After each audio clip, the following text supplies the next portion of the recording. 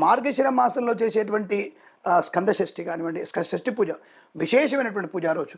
అలాగే పంచమి కూడా మంచి విశేషం. ఇక్కడ కూడా పంచమి చాలా విశేషమైంది. ఇటువంటి షష్ఠి, పంచమి అలాగే మనకి మార్గశిర మాసంలో వచ్చేటువంటి 2 ఏకాదశులు, సఫల ఏకాదశి అనుకోండి, రేపు వచ్చేటువంటి సఫల ఏకాదశి కానివ్వండి, అలాగే మోక్షద ఏకాదశి 2 కూడా పరిపూర్ణటువంటి విష్ణుతత్వాన్ని, భగవంతుని యొక్క ఆరాధన అక్కడ కనీసం మనం ధ్యానం చేసి ఆ మోక్షద ఏకాదశి రోజున, అలాగే మనకి ఈ సఫల ఏకాదశి రోజున స్వామిని పూజించేటువంటి ప్రతి ఒక్క వ్యక్తులకు కూడా అద్భుతమైనటువంటి ఆనందకరమైనటువంటి యోగం కలుగుతుంది. ఇటువంటి ఏకాదశి పండుగలలో విష్ణుమూర్తిని, విష్ణు సహస్రనామ పారాయణ చేసుకోవడంలో విశేషం. అందుకనే మనకి పరమాత్ముడు ఈ మాసాలలో నాకు తప్పకుండా ఇష్టమైనది మార్గశిర మాసం. అంటే నాకు ఇష్టమైనటువంటి ఒక్కటనే చేయడం అని అర్థం.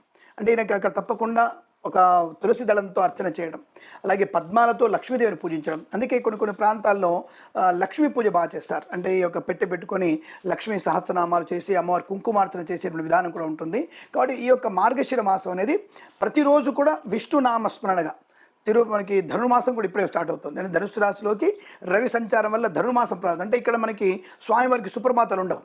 కేవలం ఆయనకి తిరుప్పావైనటువంటి కొన్నిటితో మాత్రమే ఆయన పూజించే తత్వం ఒకటి ఉంది. ఆయన అర్చన చేస్తారు. అంటే పొద్దున్న ఆయనకి తిరుప్పావి చదివి ఆ తిరుప్పావితో ఆయన్ని పూజించేటువంటి తత్వం ఉంటుంది. ఈ మాసం దాదాపు ఆయనకి అన్ని రకాల ఆభరణాలు పెట్టరు.